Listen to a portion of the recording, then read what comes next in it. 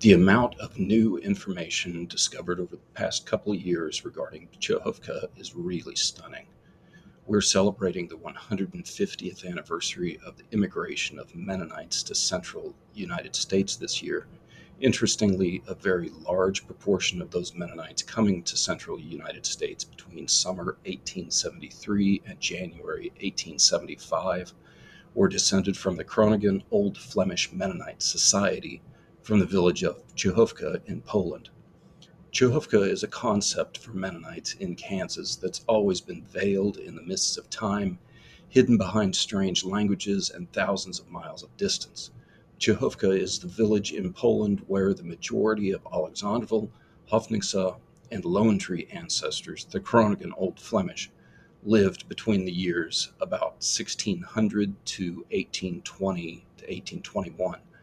Unfortunately, it's a very complicated history, and this video won't come close to addressing everything, but we're going to try to give an overview of Przechówko and how its legacy lives on through its descendant congregations. More than 4,000 Mennonite immigrants arrived in the central United States between late 1873 and January 1875, and a large proportion of those immigrants had ancestors originating from the Przechówko Mennonite congregation in Poland. This chart shows most of those early immigrant ships, as well as my estimates of Przechówko descended Mennonites on board each ship. Przechówko had a huge influence on the immigrants coming to the United States in 1874. We can see here that already with the very earliest ships arriving in the USA in the summer of 1873, there were Przechówko descended people. The largest batches of these folks arrived in USA in the summer of 1874. The largest batches were aboard the SS Cimbria, the SS Teutonia, and the SS Vaterland. The Cimbria and Teutonia were Alexandrville and basically southeast Malachna folks who established Alexandrville and Hofningsa. And the Vaterland folks were almost 100% coming from the village in Antonovka in Volhynia, and they would establish Lone Tree. We can see that since Przechówko people made up almost 60% of the 1874 immigrants, it's crucial to know more about this formative community, village, and congregation. Here's a current day map of Europe so we can familiarize ourselves with the locations of some of the places. Poland is the red country in north central Europe, and Przechówko was located in the north central area along the Vistula River. Of course, this area, this northernmost 90 miles along the Vistula River, is the homeland to the Low German Mennonites in Poland. Many of their ancestors had come from the Dutch lowlands, areas today known as the Netherlands and Belgium and northwest Germany, over to the west. The yellow country in the southeast is Ukraine. When Mennonite ancestors lived in this area in the 19th century, it was controlled by the Russian Empire. The Malachna colony is down by the Black Sea. Another area of Low German Mennonite concentration was in northwestern Ukraine in Volhynia. The distance from Przechówko to the Mennonite settlements in Volhynia is about 400 miles, and the distance from Przechówko to the Malachna colony is about 950 miles. These areas were much farther north than Kansas. The latitude of Przechówko is roughly equivalent to about 1,000 miles north of central Kansas. Wichita is at a similar latitude to Athens, Greece, so these Low German Mennonite homelands along the Vistula River are in the neighborhood of 1,000 miles farther north than central Kansas is. Of course, remember that this map shows modern borders. The borders were a lot different when our Mennonite ancestors lived in these lands centuries ago. Many Mennonites have seen this Polish word, and at first it looks intimidating and strange. It's true that to American eyes it doesn't seem to make much sense. It's pronounced Przechówko. The RZ gives an SH sound. The CH gives a KH sound from the back of the throat. The OW with the slash above the O gives an UV sound. and you just slightly touch the P at the beginning. So altogether, it's Przechówko. The word is actually a diminutive derived from the place name Czechowo. The KO at the end of the word identifies it as a diminutive, and it actually means little Czechowo. In the German language, it could have been named Klein Czechowo. Czechowo itself is a village adjacent to Czechowo. This is similar to Newton and North Newton, two adjacent localities named after one another. Here we have Czechowo and Little Czechowo. Only in Polish you say Little Czechowo as Przechówko. The village Czechowo is a little less than a mile away from Przechówko, and the name of that village may derive from a Polish word which means something like a place where boatmen would store their boats over the winter season. Czechowo itself is just off the Vistula River on a tributary called the Vida River, and Vistula barges would be stored there to protect them in the winter. On the other hand, Czech is a first name in Poland, so the village name may simply mean Czech's land. Unlike many of the other Low German Mennonite locations along the Vistula River, Przechówko was not given a German name by the earlier Teutonic Knights, since it wasn't established until the very late 1500s. Our Mennonite ancestors always would have referred to the place by its Polish name, Przechówka. Later, after the establishment of the Empire of Germany in 1871, Przechówka was named Wintersdorf. But again, this was not until 50 years after the Mennonites had left the area, so certainly Mennonites never used the name Wintersdorf. Beginning about the midpoint of the 16th century, Low German Mennonites began coming into the Vistula River Delta. At first, they began coming into the cities in the north at Danzig or Gdansk and Elbing, Elbląg. They migrated into this area from the Dutch lowlands at this time because of persecution and wars in the lowlands. These Mennonites sought economic opportunities as well as religious liberty. The lands along the lower Vistula River, specifically the cities of Danzig and Elbing, were close trading partners with the Dutch, so there were many ties between this area and with the Dutch lowlands. These lower Vistula floodplains were susceptible to annual flooding, so local landowners here were keen to import Dutch farmers who knew how to tame flooding rivers. This was of utmost importance for the early Low German Mennonites in Poland. They were masters with building dams and dikes and pumps and canals, so they were imported all along the lower Vistula and soon came to control a very large proportion of the land in the delta and floodplain areas. The Mennonites, for their part, also sought religious liberty, and the Polish kings allowed a level of religious tolerance, so this was a very good place for these early Low German Mennonites to settle. Here we have a map from 1608 showing the lower Vistula River along with the areas of the Mennonite congregations.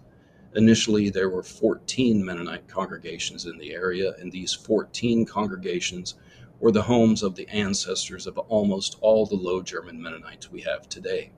There were 9 congregations in the Delta, and along the valley were the other 5. Przechówko was located on the left bank of the Vistula River and was established right about the year 1600. For context, William Shakespeare's 10th play, Romeo and Juliet, was first published right about 1601, and just a couple years later, in 1607, the colony of Virginia was established in North America as the first permanent English colony in the New World. This was the tail end of the Renaissance in Poland, and Menno Simons himself had died back in the Dutch lowlands less than 40 years earlier. These Mennonite congregations along the Vistula were divided basically into 2 sects. Just like we have divisions in the greater Mennonite church today, back in this time period, in a very basic sense, Mennonites were divided between the Flemish and the Frisians, and each of these 14 congregations adhered to one of these sects.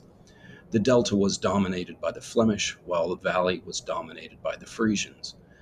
The only Flemish congregation in the valley, an old Flemish congregation, was that located at Przechówko. Congregants at the Przechówko church included Low Germans originating from the Dutch lowlands, German folks originating from various locations in Germany, and also a certain number of native Kashubian or Pomeranian people originating right there in the lands along the Vistula River. The terms Poland and Prussia during this period of history are somewhat confusing. Most of these Mennonites along the Vistula River began settling in these areas in the mid to late 16th century. The area at that time was known as Royal Prussia, which was a semi-autonomous province of the Kingdom of Poland. So Mennonites lived in the area as subjects of the Kingdom of Poland. While they certainly would not have thought of themselves as Polish or Prussian, they did live in the area at the pleasure of the Polish kings, with charters signed or authorized by the Polish king. After the first partition of Poland in 1772, control of most of Royal Prussia passed away from the Polish crown to the Kingdom of Prussia, and at that point, 1772, the area became known as West Prussia, a province of the Kingdom of Prussia. After this point, most Mennonites along the Vistula were no longer subjects of Poland, but rather subjects of Prussia. So, for almost 175 years, these Przechówko villagers were subjects of the Polish crown. They lived in Poland. Only after 1772 were they subjects of the Prussian crown. They only lived in West Prussia as Prussian subjects for 50 years at the very most. As mentioned earlier, these early Low German Mennonites settled in the river floodplains, and this map shows an exaggerated view of the topography of the Szwedzkolm lowlands, including Przechówko village. Przechówko itself is the red outlined village here. It's marked Wintersdorf since this map is from the 1890s. The Vistula River is about 1.5 miles south from the southern edge of Przechówko. There are very pronounced highlands in the north and the south, with this floodplain in the middle. And here in the floodplain is where the Mennonites lived. This floodplain, as you can imagine, was highly vulnerable to flooding, so these people had to be adept at building dikes and pumps and canals, and they had to be vigilant in maintaining the systems they put into place. The management of the river floods affected almost every part of their lives. This map shows a slightly wider area, and we can see here more of the villages where many Mennonites lived in centuries past. If any of you have looked at the Przechówko church records, you may see here some village names you're familiar with. The Przechówko church was located within the village of Przechówko, but this was a tiny village, usually only 12 farms. So congregants of the church actually lived in many surrounding villages as well. And these villages were laid out differently to what we can be used to seeing, for instance, from the Molochna colony in a Ukrainian village. In these Polish villages, we see houses separated one from the next by a good 50 yards or more. Villages themselves butted right up against one another, and there was almost no such thing as land not inside one village or another. This is the same map to the one we just looked at, only not in 3D. And we can see Przechówko, Wintersdorf, adjacent to Deutsch Konopat, as well as other villages where Przechówko congregants lived, such as Głogówka, Beckersitz, Niedwitz, and Fort Zisco, marked here as Wilhelmsmark.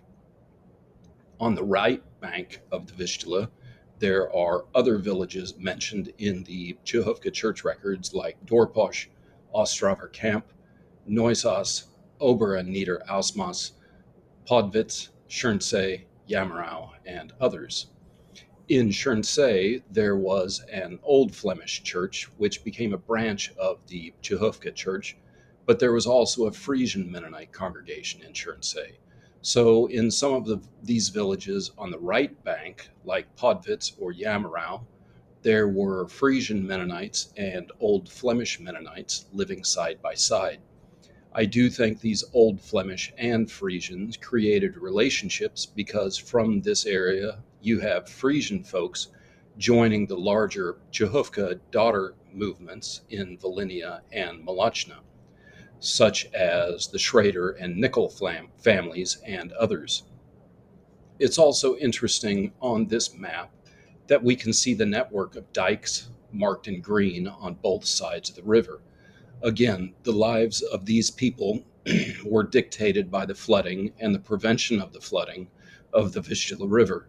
This was a very important part of their existence, and it was a responsibility shared and taken extremely seriously by each and every villager to carefully maintain these dikes and anti flooding systems. Here is what I think the village of Przechówko itself looked like.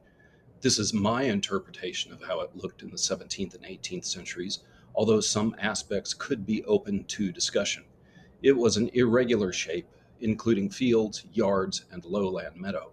It was bordered to the west by the village of Deutsch Konopat, to the north by a small forest, to the northeast by the Vida River, and by the larger village of Jehovo, to the east by additional lands owned by Jehovo and by other lands held by the settlement of Beckersitz. The total area of the village land was equivalent to about 418 acres. The whole thing is gently sloped downwards north to south. The elevation at the north end is about 110 feet above sea level.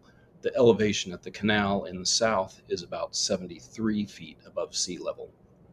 The land in the far north, the green area, was uncultivated, and this was highly vulnerable to flooding from the Vida River. The distance to the Vida is only about 1/3 of a mile, and there was no dike here.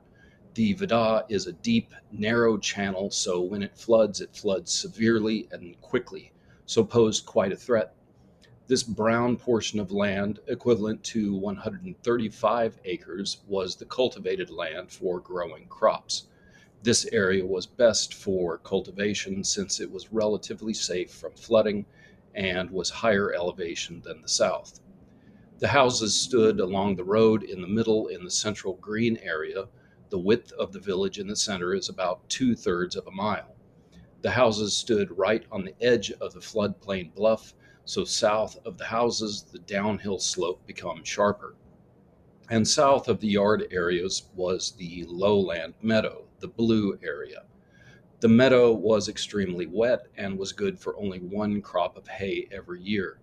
This area had numerous ditches cut into it in an attempt to drain it, but it probably always had standing water. The distance at the canal at the south end to the Vistula River is about 1.5 miles. In the meadowland, they would graze cattle and horses and harvest hay. They had a good number of dairy cows, and dairy products were their primary source of income. In the meadow, they also harvested flax, which they would spin and weave into linen. Each house likely had a spinning wheel and a loom operating almost nonstop. In the cultivated land, they grew almost exclusively rye. In some neighboring areas, wheat, barley, oats, and peas were also grown, but here in Przechówko, they were almost exclusively growing rye. The soil here has a very high sand content, so it's just not great for growing crops. The whole area was divided into plots.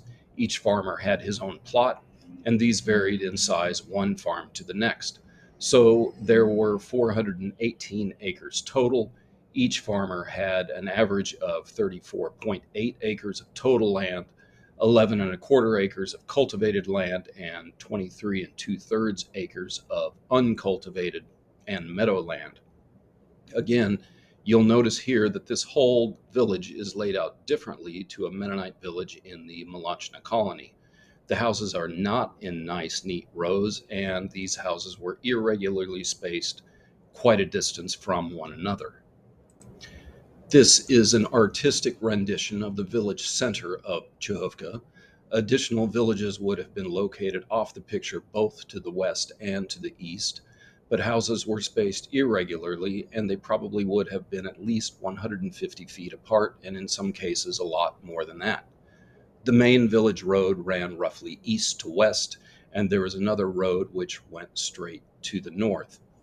The cemetery was located on top of one bluff, and on top of the next bluff to the east was the church building. To the north of the road was the cultivated land, and beyond those rye fields to the north was a small area of uncultivated land. Today, much of the area is covered with either trees or the Mondi cardboard factory, so one cannot really see the topography of the land.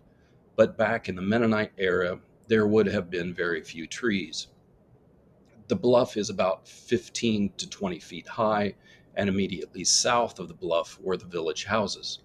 For most of the time when Mennonites lived there, there may have been only 12 houses and 12 farms. It may have been subdivided a bit more in the early 19th century, but for the most part, we can think of it as 12 houses with 12 farms. To the south of the houses and yards, the land slopes downward into the lowland, which was the marshy meadow area. At most times, many of these houses were probably inhabited by multiple families. There were almost always tenant families in these villages. And sometimes we know that the church even served as a home for a landless family or an elderly widow or widower. To the south of the houses were the yards, and each house likely had a large garden, which included fruit trees and various kinds of vegetables. The Low German Mennonites' lives here in Poland really were dictated by their constant management of the floodwaters of the Vistula and its tributaries. We can see evidence of this immediately here at Przechówko. Less than 100 feet south from the houses, the network of ditches began, which the Mennonites dug in order to control the flooding of the South Meadow. Mennonites in the area typically planted a lot of willow trees along these canals, since the willows sucked up a large amount of water. There are no houses still standing in the village now, and photos of houses in Przechówko are very rare. The house at upper left is actually from Przechówko, but it's hard to see the house in the photo. The house at lower left is from nearby Montau. These structures would not be strange to Mennonites in central Kansas. They would have actually been very similar to the houses Mennonites built in the Malachna colony, or very similar to the adobe house in Hillsboro. These were house barns, with the house and barn both under the same roof. They were wood timber construction with thatched roofs and plenty of windows. Mennonite houses were also known for high, steeply pitched roofs, and the upper areas, the attics, were used for storage and for sleeping space for the large families. The church building in Przechówko is unfortunately something of a mystery. We know exactly where it stood, but there are no remnants of the building, nor do we currently have any documentation indicating how it looked. We know that the baptized membership in 1732 was 109 people. That's without children. So the building would have needed to accommodate maybe 150 people or so. It probably would have looked something like a house. Mennonites were forbidden to build church buildings in Poland that actually looked like church buildings with steeples or bell towers. Here we have a couple examples that give us an idea of what the building could have looked like. At upper right is the church at nearby Schernsee. This is the old Flemish church in Schernsee. This was a contemporary building to the Przechówko church and was actually closely associated with the Przechówko church. At lower right is the church building from Sade, about 100 miles to the southeast from Przechówko. This building was built in the late 18th century by Mennonites from Przechówko, so they may very well have built a church building in Sade similar to what they had back at home in Przechówko. These are the best ideas for what the church building looked like, but unfortunately, none of these buildings survive today. These photos are all from the mid 20th century. We do have a couple censuses showing the villagers in Przechówko, so we can get to know them here just a little bit. This one is quite early. This is from 1662, just over 360 years old now. In 1662, we have only 3 houses occupied in Przechówko. The master of the first house is Jan Ratzlaff. That's Hans Ratzlaff in German. This would be the son of the Ratzlaff soldier that we read about in the Przechówko church records. He has a wife here named Anna and a hired hand named Jacob and a maid named Sarah. His sister Elizabeth lives with the family, and she has a maid named Regina. These hands and maids are likely local Polish youths. In the same house, we have Jacob Wadel with his sister Anna and their maid and hand Sarah and Thomas. Still in the same house, we have Jacob Isaac with his wife Elizabeth and their maid Elizabeth. In the next house, we have Abram Unrau, his wife Elizabeth, stepdaughter Susanna, and their hand and maid Jacob and Dorothy, and an orphan named Paul. Simon Copper with wife Gertrude, a hand and a maid, and a widow lady named Mary also live in this house. The third house is that of the widow Voth with her sons Jan and Stanislaus. Stanislaus could very well have been a Polish hand. Also, daughters Annetta and Anna with hands and maids named Katerina, Joachim, and Christina. We do not have children listed on this record since this is actually a tax list showing people who would have been liable for taxes. So that would not include children. Notably here, we only have 3 houses occupied in the village at this time, and this reflects the fact that our Przechówko ancestors lived in the real world. This is 1662, so the area had only very recently emerged from wars with the Swedes, which had severely destroyed cropland, killed livestock, and generally depopulated the countryside. It's extremely likely that after a few more years, some of the population would have returned, and we'd see more houses occupied in the village. In fact, 40 or 50 years later, we do have a couple lists from the first decades of the 1700s, and they do indicate 12 houses with residents living in all 12. This is the 1773 census of Przechówko. This was done in March of 1773, so we've just passed the 250-year mark for this census. This is one of the most important historical documents we have for the village. We can see the list of the farmers here. These people did not actually own their plots of land. They actually leased these plots emphyteutically, perhaps for 40-year periods. Since they leased for such long periods of time, they did treat the land as if they owned it. But Przechówko was actually a royal village owned by the Polish crown, so these individuals were leaseholders instead of owners. Here we see a list of the farmers very clearly. Hans Funk, Peter Unrausche, or Peter Unrau's widow, Hans Unrau, Tobias Ratzlaff, Andres Pankratz, Heinrich Unrau, Benjamin Wadel, Peter Becker, Abraham Rickert, Jacob Cornels, Hans Ratzlaff, and Jacob Pankratz. At the bottom, we have the tenant families, just like we saw previously with the 1662 list. Some of these houses were inhabited by multiple families, and these are the tenant families, or those who didn't own land. Here we have Peter Ratzlaff and Hans Schmidt, another Peter Ratzlaff, and finally Peter Ratzlaffsche, or the widow of yet another Peter Ratzlaff.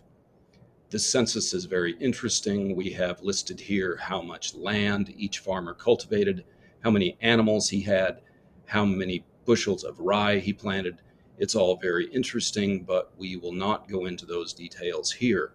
These are names that we in central Kansas are all familiar with. We have Funk and Unrau and Ratzlaff and Pankratz and Wadel. And on the earlier list, we had Ratzlaff and Isaac and Wadel and Voth. We don't want to get into genealogy, but we can determine who these people were and find their descendants in central Kansas today. The individuals in this group were all interrelated, and we could also find their relatives and fellow congregants listed on the censuses for the neighboring villages such as Konopat, Glugovko, Beckersitz, or Jeziorki. One of the goals of this discussion is to address the legacy of the Przechówko congregation. The year 2024 is an anniversary year for us here in central Kansas. Since so many of the 1874 immigrants descended from this village and congregation, it's key for us to realize the importance of our Przechówko origins. This congregation holds a very unique place in Low German Mennonite history, and we still feel its legacy today in central Kansas in a very profound way. We can illustrate this unique legacy by discussing four key points. The 4 points I want to discuss to illustrate this unique legacy include: one, the proclivity of this congregation to spawn daughter congregations; two, the remarkable consanguinity of the members of the daughter congregations; the extensive church records of the original congregation and the continuation of those records right into the present day; and four, the Przechówko village cemetery. Quickly touching on these 4 points, first, the Przechówko congregation from very early on began to divide or expand into daughter or expansion congregations. Due to various reasons: lack of land, lack of economic opportunities, oppression from landowners or local officials, turmoil after wars, religious oppression, and others, Przechówko congregants very early on began to expand into daughter congregations. This chart illustrates these daughter congregations in a general way. Notably, the Przechówko congregation was the only Low German Mennonite congregation to repeatedly spawn daughter congregations made up almost exclusively of people with ancestry from the mother congregation. This is a trait of the Przechówko community which has been very unique. Przechówko was established right about the year 1600. Very early on, it became associated with the old Flemish congregation located in Chernce. We do not know the exact nature of the relationship between the two churches in the very earliest days, but they did become associated with one another fairly early on. The first true daughter congregation to Przechówko was Jeziorki, established about 15 miles away to the northwest in the year 1727. On this chart, we see Przechówko and Chernce as the trunk and Jeziorki as a branch, established in 1727. All this during the period when the church lived in the Kingdom of Poland. The next expansion or branch was the Neumarkt Church, the villages of Brenkenhofswalde and Franztal, which were established in 1765 in Brandenburg. Under the Polish kingdom, two more daughter congregations were established in Mazovia at Sade on the Svignare estate and in Podalia at Deutsch Michelin, both very late in the 18th century. All these congregations were established by Przechówko congregants, and all these congregations continued to commune with the mother church. Beginning in the year 1801, the first Przechówko daughter congregation was established within the borders of the Russian Empire at Karlswalde in Volhynia, and then a second Volhynian colony was established at Antonovka in 1804. In the same year, 1804, the Molochna colony was established in New Russia, and beginning in 1820, the larger group at Przechówko began moving into the Molochna colony. These folks established the villages of Franztal and Alexanderval in 1820 and 1821, respectively. The Neumark villagers established the village of Gnadenfeld in 1835, and then some of these Neumark Volhynians moved to the Molochna colony in 1836 to form the village of Waldheim.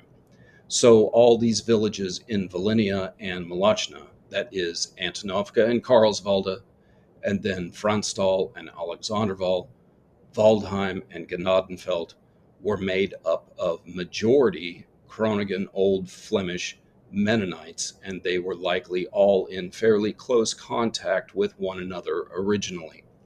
Just like a family creates a family tree, the Przechówko congregation created a congregational tree, and today congregations such as Lone Tree or Alexanderville are branches of this larger tree.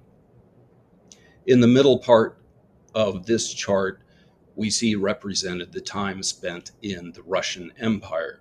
We can see that the time spent in Poland was actually much greater than that spent in the Russian Empire. The top portion represents the time in North America. Again, daughter or successor congregations were formed, and Alexanderville, Hoffnungsau, Tabor, Henderson, Nebraska, Freeman, South Dakota, Lone Tree, and many, many others were established in America. Of course, this tree is not absolute, and it does not cover every single Przechówko descendant congregation that's existed. But in a general sense, it gives a picture of how these congregations tie in together. It's important for us today to realize and understand that these congregations do, in fact, tie together and have common roots. Another thing this chart can do is it can help us understand how these different congregations continued to work together even after they settled great distances from one another. For instance, way back before Przechówko villagers went to the Molochna colony, the elder at the Neumark villages, Wilhelm Lang, served as a mentor for the young elder at Przechówko, Jacob Wadel, who was the elder who later took the Przechówko villagers to Alexanderville. The two men had vigorous correspondence back and forth for a number of years. Another example is in 1874, when most of the Alexanderville group moved to the United States. A minister from Karlswalde, Johann Schartner, went to Old Alexanderville in the Molochna to become the new elder there. What's more, he was installed as elder at Old Alexanderville by the elder at Gnadenfeld, August Lenzmann. The most important thing to take from this chart is that the Groningen Old Flemish communities associated with Przechówko are all tied together. Each branch, such as Alexanderville or Lone Tree, is a part of a much larger tree, and this is something unique to Low German Mennonite history. This constant spawning of daughter congregation means, again, that the Przechówko families have a very unique and special genealogy. There is no other group among the Low German Mennonites which has sustained itself like the Przechówko Old Flemish have. These daughter congregations display an absolutely remarkable consanguinity. That is, a great many of the congregants can still today, more than 400 years after the birth of the congregation, trace their ancestry back to the very first congregants. This is a second trait that's unique for this group. For instance, we can look at the folks at Alexanderville like this. I've polled 150 individuals from the 1983 Alexanderville Church Book. This represents about 20% of the congregation at that time. 34% of those surveyed in 1983 still had those original Przechówko surnames, and a whopping 87% of those surveyed had ancestors found in the village of Przechówko or at the Przechówko church. 52% had either 3 or 4 grandparents with Przechówko ancestry. And we could do a very similar study with the congregants at Lone Tree with even more shocking results. From the 2020 membership list at Lone Tree, I surveyed about 55% and found that 94% of those surveyed had Przechówko ancestry. 79% had either 3 or 4 grandparents with Przechówko ancestry.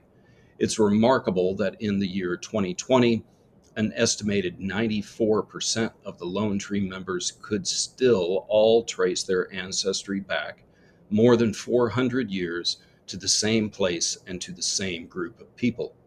Again, this quality of consanguinity is completely unique among Low German Mennonites, but you'll find it again and again, albeit to perhaps lesser degrees, at Hoffnungsau, Henderson, Nebraska, Freeman, South Dakota, at Tabor, and at many other Holdeman Mennonite congregations, or any other church which ultimately derives its origins from Przechówko. This is incredible evidence of the legacy of the Przechówko Church. The third point which illustrates the legacy of the Przechówko Church is the presence of the extensive church record. As many are probably aware, we are still in possession of the absolutely irreplaceable Przechówko church records. These records date all the way back to the 17th century, and in many cases, we can corroborate these records with contemporary local civil records. Only three sets of comparable Polish Mennonite church records have come down through history to us: those from Danzig, those from Montau, and ours at Przechówko. But neither the Danzig Church nor the Montau Church formed daughter congregations, so their records terminated when those churches came to an end. On the other hand, the Przechówko church records were continued in the Molochna colony at Old Alexanderville, and then when they came to the United States in 1874, the record was brought here to Kansas and again continued. So, with this record, we have an historical document that spans three countries, two migrations, and covers almost 400 years of people and history. Some people in this community can trace as many as 13 or even more continuous generations of ancestors through these records. It's a register that's totally unique among Low German Mennonites, and it's truly an astounding and remarkable historical document. The fourth and final point I want to make regarding the legacy of Przechówko is the village cemetery.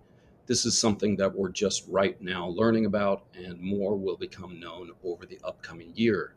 Since there are no Mennonite structures still standing in the village of Przechówko, the cemetery is the only remaining physical remnant from the 200 plus years that the Mennonites lived there. The vast majority of the Przechówko Mennonites left Prussia for the Molochna colony by the mid-1820s. When they left, the village became occupied by Lutheran Germans who would have lived in the Mennonite houses and buried their loved ones in the village cemetery.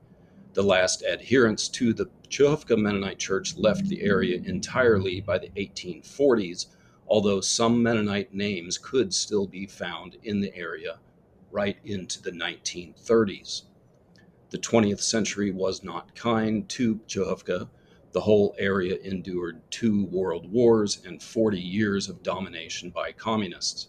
In 1964, the final village residents were evicted to make way for the factory, the Mondi cardboard factory, one of the biggest cardboard factories in all of Europe.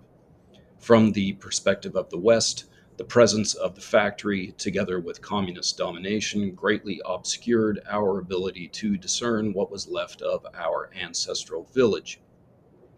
Since the land was basically closed to foreigners during the mid 20th century, we in America had no way of knowing what was happening or what had happened to Przechówko. By the late 1980s, things began to open up and travelers from the West began to go into Poland. However, the Przechówko cemetery lay, apparently forgotten, hidden away in the weeds and trees south of the cardboard factory.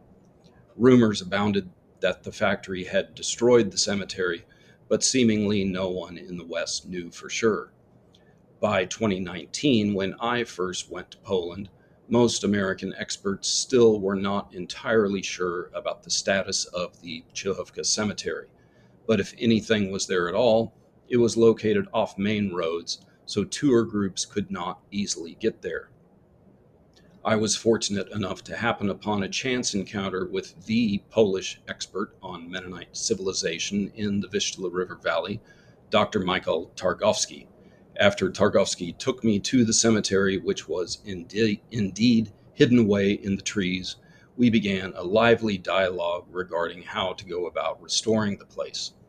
It wasn't until summer of 2023 that our plans could finally be put into play. This is the cemetery as it appeared in autumn of 2023, just a couple months ago. The cemetery is located centrally in the land which was Przechówko village, on the south side of the road, just west of where the church stood. My estimate is that it's about 145 feet east to west by about 85 feet north to south in size. According to records, there should be well over 400 burials in the cemetery, both Mennonite and Lutheran, about half of that number being small children. The first thing the workers started doing in the cemetery last summer was to get rid of all the weeds and volunteer trees and undergrowth and then locate all the grave markers. When they started, it was possible to identify 73 grave markers, but by September, they had discovered almost 50 additional markers. This coming spring, they'll get out ground penetrating radar equipment and see what they can identify using that. The significant thing about the Przechówko cemetery is that it's entirely different to other Mennonite cemeteries in Poland. This is the Hoybuden Cemetery near Malbork, and this is a very typical Mennonite cemetery in Poland. These Mennonites put up great big gravestones, and all these are professionally inscribed, fairly easy to read, and probably largely from the 19th century. Actually, they're probably not that much different to the oldest stones at the Alexanderville Cemetery in Kansas. On the other hand, at Przechówko, with the Mennonite grave markers, we have what are likely just field stones with very simple inscriptions, probably carved by the villagers themselves. And this very much represents a very different time period to the Hoybuden gravestones. The Przechówko cemetery represents the 18th century, while the Hoybuden cemetery represents the 19th century. And that's very interesting because by today, the 21st century, it's very rare in Poland to find 18th century gravestones still in their original places in a cemetery. Most 18th century gravestones, or even older ones, have either been removed to museums or other historical facilities or destroyed altogether. For instance, at the Mennonite cemeteries at Schörnsee or Obernassau, there might be only one or two 18th century grave markers. I honestly do not remember any at all at Hoybuden, but here at Przechówko, by my count right now, we do not have just one or two or three of these old gravestones. By my count, there are 28 gravestones that date from the 1700s, representing many lives that easily date into the 1600s. That's a totally unique characteristic of this cemetery, and it's absolutely remarkable. The Przechówko Cemetery really is quite an astonishing treasure for Mennonite history. We'll now take a quick look at a few of these grave markers. Inscriptions can be seen on a number of grave markers, but unfortunately, not many can be identified. Many of them only have a year or initials marked on them. At the left, we have one that says 1732 with the initials AK, so that's death date 1732, and AK could be Abrams Cornell's, Andres Cornell's, or Anna Cornell's. It's hard to tell. The next one is really interesting. It was broken into several pieces. We can now fit the pieces together and find that this is Anna Ratzlaff, Mrs. Peter Pankratz, who died in 1815. Details about her can be found in the Przechówko church records. The next one is really hard to read, but we do have the year 1767 inscribed on it. Finally, at the lower right, this one very clearly says 1766, although further inscriptions are worn away. Again, on the stone to the left, we very clearly have the initials HR, so this could be Heinrich Ratzlaff or Heinrich Rickert or Helena Ratzlaff or Helena Rickert. Ratzlaffs far outnumbered Rickerts in this village, so the odds say that this is a Ratzlaff marker. This middle one is exceptionally interesting. It's hard to see in this photo, but this Elizabeth Rickert Funk died 1769. Again, we can corroborate the information from this inscription with the Przechówko church record. At upper right, we again have initials SB, died at 30 years old in 1742, so that's likely either a Sarah Becker or Sarah Buller. Finally, at lower right, this one is death year 1740 something. We cannot quite make out any of the rest of it. All in all, there are no fewer than 28 hand-carved grave markers just like these in the Przechówko village cemetery. This is a particularly fascinating stone, and I'll wrap up by discussing this stone. At left is how the gravestone appeared before the restoration work began. With what we have here, we could already read the year 1782 ist Hans Unrau Frau Anke gestorben. So, interestingly, we know exactly who this is. This is Mrs. Hans Unrau, Anna Sparling, who the Przechówko church records tell us died in 1782, just like the stone says. Further, this is the wife from property number 3 on the 1773 census we looked at a bit ago. After the workers in the cemetery dug around this stone a little, they discovered that the stone was actually buried to a degree, so they discovered another line or two of inscription. Last summer, we were fortunate enough to have a lunch meeting with several authorities from the city of Szwecza. Szwecza is the municipality which now owns the cemetery. Mennonite ancestors in Przechówko would have known the city by its German name, Schwetz, and this is probably where they would have gone to market or to accomplish legal business like paying taxes. We had a lunch in Szwecza with several city authorities, including the mayor, and it was really a great honor to meet these folks. The mayor personally told me that he was making a pledge to keep the cemetery maintained so it will continue to be preserved. I was also able to meet with the head of the Lower Vistula River Parks Complex, who offered to build a fence around the cemetery to help protect it.